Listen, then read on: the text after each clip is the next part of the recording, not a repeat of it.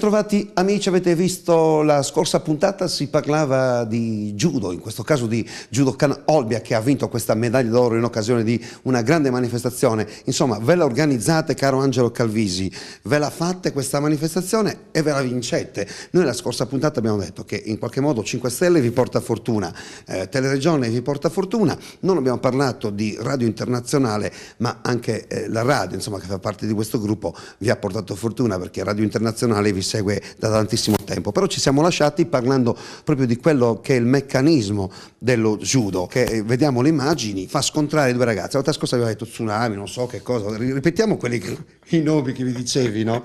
Beh, chiaramente sono parole in giapponese, i comandi, i punteggi che l'arbitro fa durante il combattimento sono tutti in lingua giapponese. Via.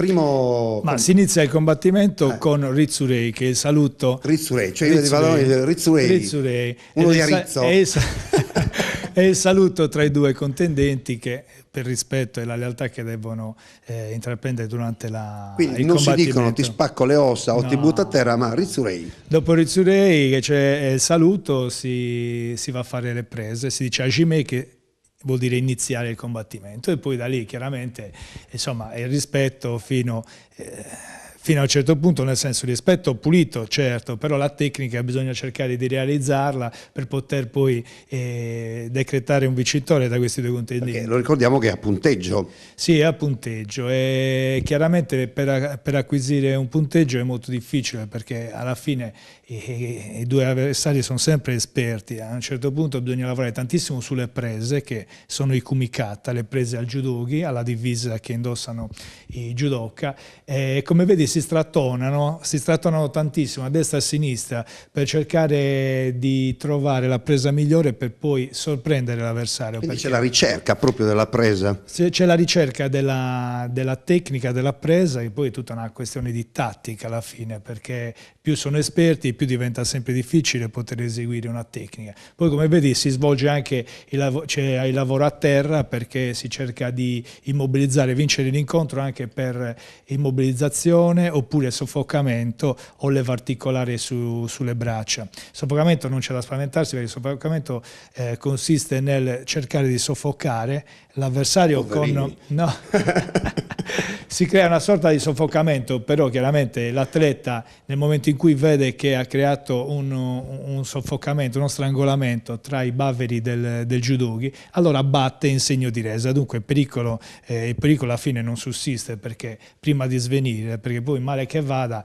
uno sviene e basta, come può accadere di tanto in tanto, che magari si accorge che sta resistendo, non si accorge proprio che è già svenuto. Però non comporta niente sicuramente di pericoloso. È tra quelle arti marziali, perché comunque è sempre un'arte marziale, è tra le arti marziali insomma meno pericolose, perché se fai conto di tutti quelli che si pigliano a cazzotti, a schiaffi, insomma un po' meno evasiva. Noi siamo abbiamo anche i calci nel judo e i cazzotti, però quelli si eseguono nel kata, che sono varie forme del judo. La nostra è una sorta di lotta, dunque è meno pericoloso sicuramente, perché i calci in un combattimento non si possono svolgere.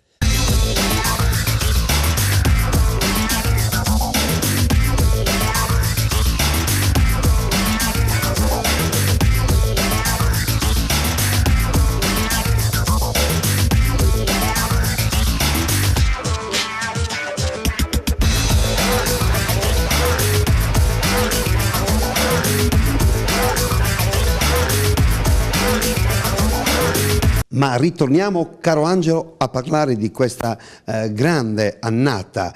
Dopo 14 anni, ancora una volta, per la seconda volta nel giro di pochissimi anni, vincitori in un trofeo che organizzate e che portate avanti con grande sostegno dalle amministrazioni, ma anche dalla città di Olbia da tanti anni.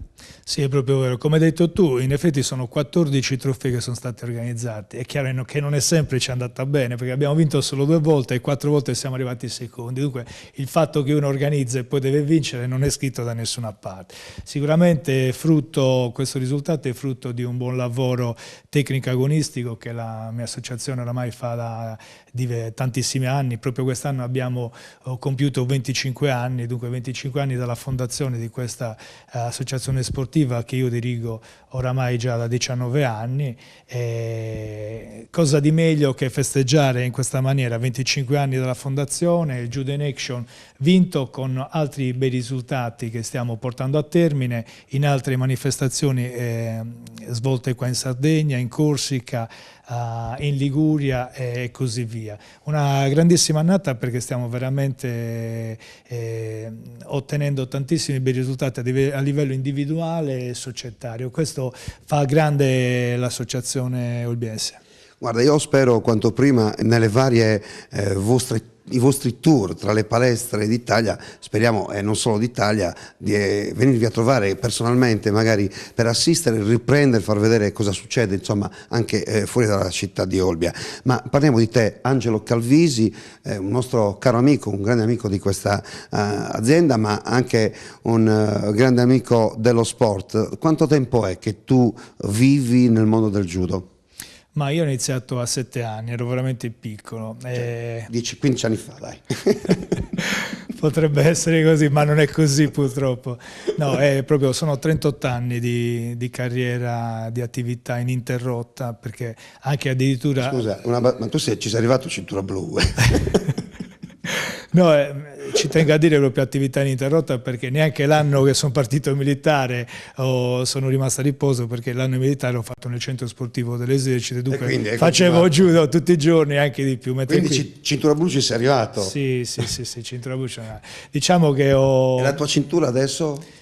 Ma la cintura fino a un certo punto può contare, perché poi uno quando si dà l'insegnamento, sicuramente il sogno che avevo da bambino l'ho realizzato, perché da bambino avrei voluto diventare maestro di judo nel tempo, e poi dopo 38 anni di attività, insomma, ci siamo riusciti, anche perché prima di arrivare al maestro, che è il più alto grado di insegnamento, c'è una strada piuttosto lunga e insidiosa, perché bisogna diventare prima aspiranti allenatori, istruttori, e poi quarti danni, insomma c'è stato un po' da fare. Non è sempre che il bravo calciatore può diventare un bravo allenatore. È proprio vero, è proprio vero. Però torniamo alla cintura, no? Perché io lo dico anche per i telespettatori, no? Cintura nera, ma cioè, come funziona? Cioè blu, nera? No, ci sono le cinture, che parte dalla cintura bianca. Il principiante che si iscrive in una palestra ha automaticamente una cintura bianca. Poi, quindi io sarei cintura bianca, se mai mi iscrivessi. Poi pian pianino negli anni si diventa cintura gialla, arancione, verde, blu, marrò e nera. Poi la cintura nera viene invece suddivisa in dan. Cintura nera primo dan, cintura nera secondo dan, cintura nera quarto dan e così via, insomma. Dopo quanti? Io sino al quarto dan sono arrivato. Adesso sono quarto dan. Quest'anno sto tentando per il quinto, perché dopo il quarto dan bisogna aspettare 5 anni prima di poter fare un esame per il quinto dan. Quest'anno è passato difficile, come tutte le cose bisogna applicarsi, studiare, impegnarsi tanto. Ecco il tuo segreto qual è? Ecco il tuo segreto, perché sei sempre così giovane, ecco perché te li porti così bene e perché sei così attivo, perché oltre che allenare ti alleni personalmente anche tu. Allora io ti faccio i complimenti, caro Angelo, per quest'altra grande manifestazione che avete organizzato. Ho avuto la fortuna in tutti questi anni che ci conosciamo, insomma, seguire le tue manifestazioni, credo questo sia il quinto anno. Sì, buono, il quinto anno. Se io ti avessi seguito prima, probabilmente, sicuramente, ma 100% avresti vinto qualche medaglia d'oro in più, ma avremo modo di rifarci, perché chi lo sa, chi lo sa. Ti meriti allora una cintura gialla, dai, da bianca subito passa la gialla, per questo impegno tuo verso lo judo, insomma. Guarda, io faccio i complimenti a te, ma li faccio adesso anche a tutti i ragazzi che hanno partecipato, a tutti gli atleti e a tutti quei genitori che seguono i ragazzi, perché anche i genitori poi sono importanti nella formazione educativa di un ragazzo e anche in quella sportiva. Lo sport in qualche modo educa i nostri figli, i nostri nipoti.